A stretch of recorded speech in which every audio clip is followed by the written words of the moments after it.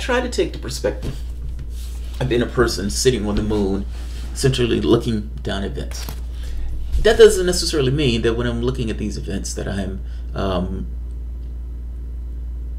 completely unbiased. I mean, everybody has a particular bias, I guess, but my bias is rather straightforward and stated and very clear. I tend to be decidedly to the left. My preference is that people are okay as opposed to people making profits.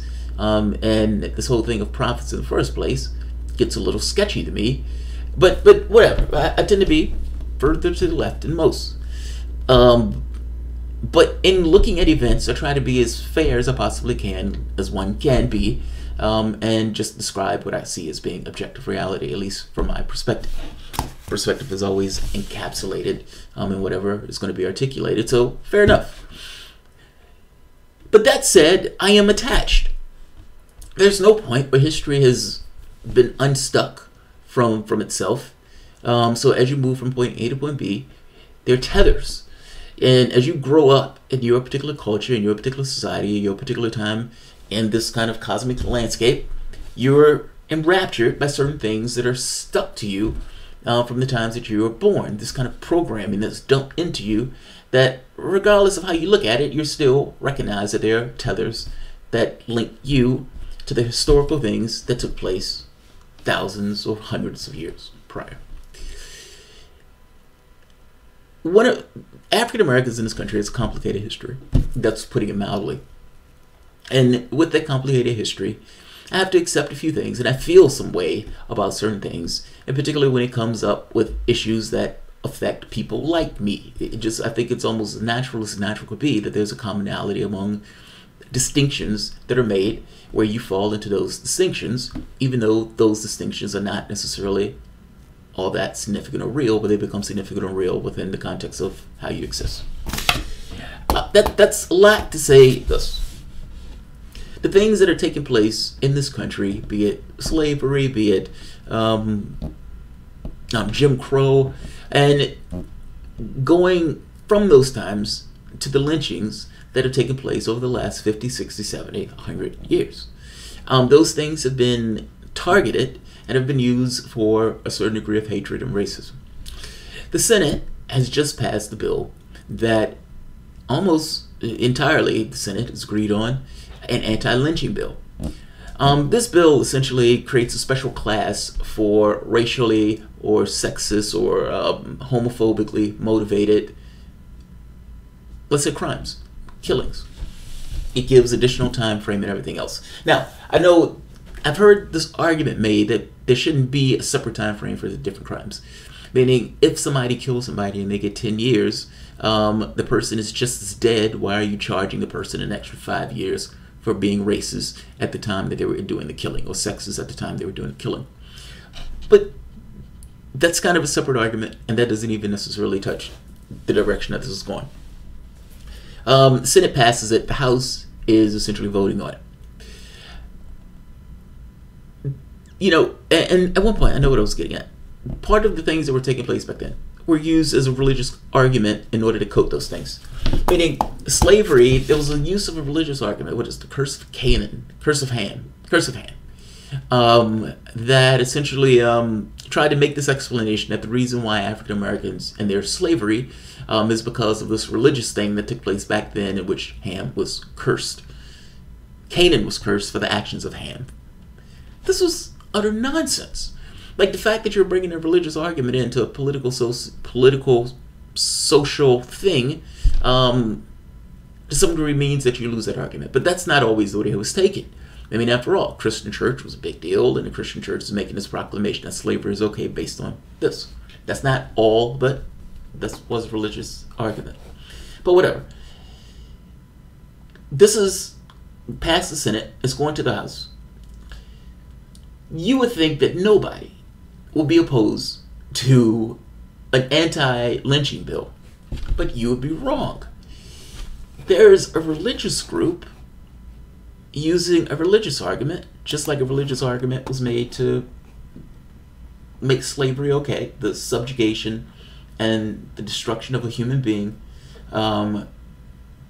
This religious group is against this bill. Now, the reason a religious group is against the bill is not necessarily because they're okay with the lynching of blacks or women or whatever, but apparently they seem to be okay with the lynching of gays. Their issue with the bill is that they're gays in the bill that's part of a protected class. And they don't necessarily like the fact that sex, meaning sexual identity, is an aspect of the bill. Just take those gays out the bill and we'll leave our opposition. That is an amazing thing. That is an amazing thing. I keep saying there's no such thing as a Christian conservative. I mean that. They're using God to justify removing gays from the bill. Meaning, we're okay with you lynching blacks. I mean, we're not okay with you lynching blacks. We're not okay with you lynching women. But those gays, people should not be penalized extra time for lynching gays. But blacks and others, yes. I find that's fucking amazing. The U.S. Senate last month unanimously passed a bill that would explicitly make lynching a federal crime. Not everyone, however, is pleased with the passage of the Justice for Victims of Lynching Act. Liberty Counsel, an evangelical nonprofit that opposes gay rights, and its chairman Matt Staver are taking issue with the bill's inclusion of LGBTQ people. That's amazing to me. Like, that's fucking amazing. The old saying is, once the camel gets his nose in a tent, you can't stop him from coming for the rest of the way. Staver said in an interview with a conservative Christian news outlet, One News Now, this is one way to slip it under the so-called anti-lynching bill, so then sort of circle the wagons and then go for the jugular at some point in the future. His issue is, you've added them as one of the classes, and we don't like the fact that they're in as one of the protected classes. We don't want them to get this, because then there may be other stuff, and so we have to hold the line here on a bill talking about lynching people because of various, essentially racial, gender, or whatever, hatred. Staver told One News Now that the organization, which has been labeled an anti-LGBTQ hate group, well, they were pretty clear about that. I mean, they pretty much said the same thing themselves. But the Southern Poverty Law Center is lobbying lawmakers in the House to have them to remove the bill's sexual orientation and gender identity language before a vote. Don't hang those Negroes, but it's okay if you hang those gays. That's amazing. What a man of God. What a man of God. This is, I find this to be amazing. Here's the thing. As an African American, it would be a hypocrite of me to not be able to see the similarities within the struggle, with the standpoint of hatred. It's not the exact same thing. Race and sex are not necessarily the same thing, but there is something to be said in sort of a shared struggle as a minority and within the degree to minority that you're in, within it, whatever that context is, and have a certain amount of hatred pushed at you. Now, in their case, I mean, this is somewhat openly hostile, where you're essentially saying, because they're gays, we don't want them in the bill. That's amazing to me. But I find a certain solidarity with this. And again, I guess that solidarity is some degree informed by, I guess, this historical struggle that African Americans have had in this particular country. I see a commonality here. That's all. It makes me hate this. Like, it makes me utterly hate this. That said, even engaging their arguments on their own merits, it doesn't necessarily make sense. I think if you're having a conversation with me and you bring God into the conversation, you've lost whatever you're talking about. In this case, let's say, for the example, that God is homophobic. God of the universe is homophobic, at least based on what these guys are saying. But for whatever reason, the God of the universe, that is also the God that makes human beings, is making human beings that just so happen to be gay. That's an odd thing for a homophobic God to do, but that homophobic God decides to make people who are gay. When God, that's homophobic, that's omnipotent, omnipotent, everywhere, omnipresent, does he know that those people who are gay are going to act on the impulses that he beat into them, or that he put into them just in the making of that human being, and that human being was going to go to damnation for eternity? Did that homophobic God know that? I guess I'm getting to a point. what I'm getting at here is this doesn't make sense on its own basis. And what allows it to make sense is some pretty jarring conclusions that they would have to believe in. Meaning this homophobic God that's making people who just so happen to be gay, who knows those people are going to go to hell for eternal damnation, made people that he knew were going to experience eternal damnation. Why are you crafting consciousness? Something that perceives and engages in this kind of world or whatever kind of reality frame that it gets in a data stream, but making it with this thought that is going to suffer eternally. That is a pretty sick fucking God. I can't believe that they believe that. Even if you say that it's a choice, which I don't even buy, you have to believe that this God is making people that it's going to know that it's going to burn in hell. This makes zero sense, even on its own merits. And to make it make sense is a pretty gross outcome. This is embarrassing. This is embarrassing. It's going to be up for the House Republicans on whether or not they're going to sign it. It's in the House.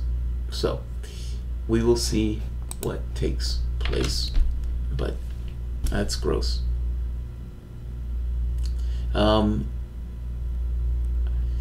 The bill or whatever is just political theater. Hate crime laws don't make sense anymore. They might have made sense in the 60s or early years. I know it's political theater to some degree. I mean, look, clearly there are people who are still hung. And yeah, clearly there are people who are still hung. But whether it's theater or not is kind of besides the point. They're not engaging it as if it's theater. They're engaging it in this way of not supporting it. But I feel you. Religion as a tool the elite uses to make control the masses. Yes, I approve of lynchings if the people being lynched are corrupt politicians. But these guys approve of lynching if it's the case. God loves listening to Elton John and Lady Gaga, of course. God, gays, that's awesome. I tried choosing gayness, it didn't work for me. That's the other part, right? Like even if you go with the idea that it's a choice, I think it's the most nonsense that, like, each one of these pastors chose to be with a man. I chose to be with a woman. They looked at this situation and said, you know, between the woman and the guy, I'm going to choose the woman. I guarantee you there is no point in their life where they sat down and made a choice about who they were going to have sex with. It was a biological urge that they had no control over whatsoever. It's nonsense. Adrian Rhodes. What's happening, Adrian? You're up late. Mackey's argument. If God exists, God is omnipotent and holy being, good being. A good being always eliminates evil as far as it can. Number 3, there are no limits on what an omnipotent God can do, for evil exists, therefore God does not exist. I don't think this argument applies, Adrian. I mean, it makes certain assumptions that are built into the argument that may not be true. You're assuming, A, that this reality frame is somehow what you think it is. Like you're even assuming that evil is what you think it is. You have no idea what your perspective would be if you were looking at this from a different perspective. So this idea of trying to eliminate evil, that may not be the point of this, you know. Like, for example, if I had a simulation and the point of that simulation was trying to, let's say, grow the consciousness of the person. For whatever reason, they're deciding to grow the consciousness of the person. Maybe you have a society, and in that society, you've evolved to a certain thing. You don't necessarily want to fall back into old patterns and behaviors because it took X amount of time for your society to get there. And in raising your kids, you decide that you put your kids through some level of simulation where they could experience one life after the next, in order to get a wilder or larger perspective of the various people, races, classes, and so forth. Because what your society realized was that unless people can get that perspective of being in those situations, they have a hard time within the course of a lifetime grasping other beings.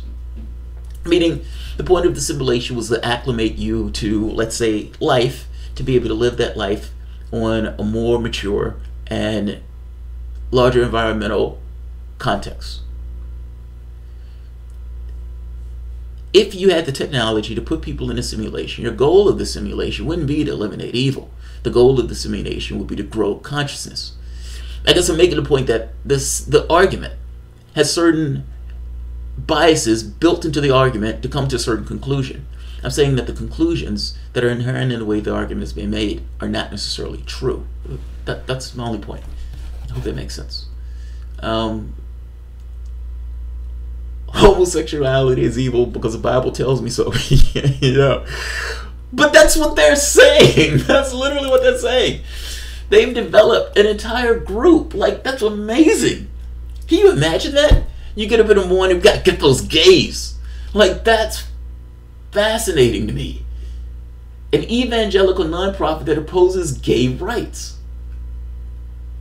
They're a hate group. That's amazing. Like, for fuck's sake. I just really wanted to give you something to bounce off. Adrian, no, dude, I love that. I love that.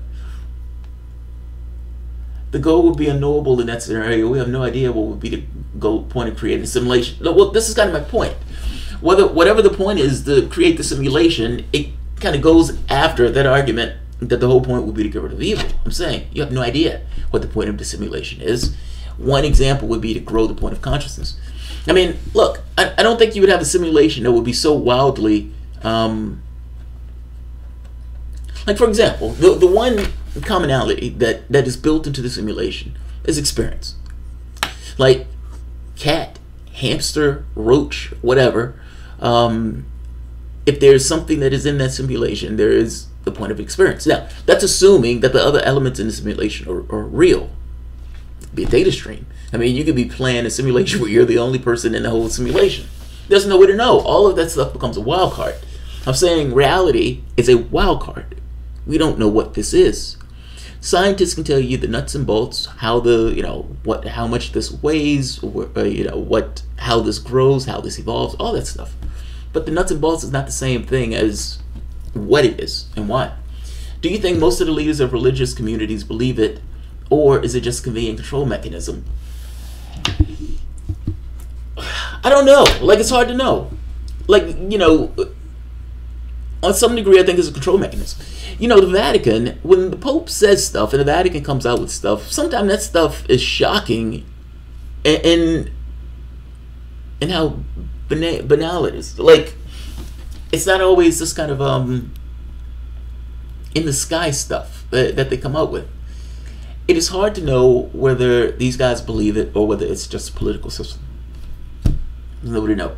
I mean, I would say this: there are people who are not religious religious leaders who do believe it. I mean, you do have a segment of the population that believes it. Now, I think they believe it more so when it's convenient for themselves to believe it. Like, it's, you're not supposed to eat cows or something. Well, they don't believe it that much to stop them from eating cows. They don't believe it that much to stop them from having sex. But in areas to which they can make modest changes that don't mean anything, they would try to make those modest changes. Bare minimum, the Bible had to go from illiterate Aramaic to Hebrew to Latin to German to English. To do that with no huge translation errors is basically impossible. Telephone game at its worst. Not just that, there are books of the Bible that were kept out of the Bible. I mean, the Bible that we have is not the entirety of the stuff that they had. They had to make a choice on what they were going to use there's a name for that. I can't think of the name of it. But essentially, they're coming together and making a choice on what was going to be the Bible. There were other books that were up for consideration for the Bible. This is, I'm not religious, but I think being gay is wrong. What basis do you have for believing that? I mean, there has to be something that you're using to come up with that. Now, it may just be a feeling where you say, I feel that that's wrong. There's nothing to do with the feeling. People can feel all sorts of ways about all sorts of things. But there's a different... Something being wrong has to be wrong for a reason. And oftentimes people have feelings about this stuff, not necessarily because there is any real reason. The Gospel of St. Thomas straight up denies the divinity of Jesus. Oh, they weren't going to put that book in. They weren't going to put that book in. It's like, yeah, no, get this shit out of here. Get this shit out of here. All right, I'm going to end this because it's almost 2 in the morning and we're just fucking around. All right, guys, if you enjoy the content, please feel free to share, like, subscribe. You can always support the Patreon. Thanks all.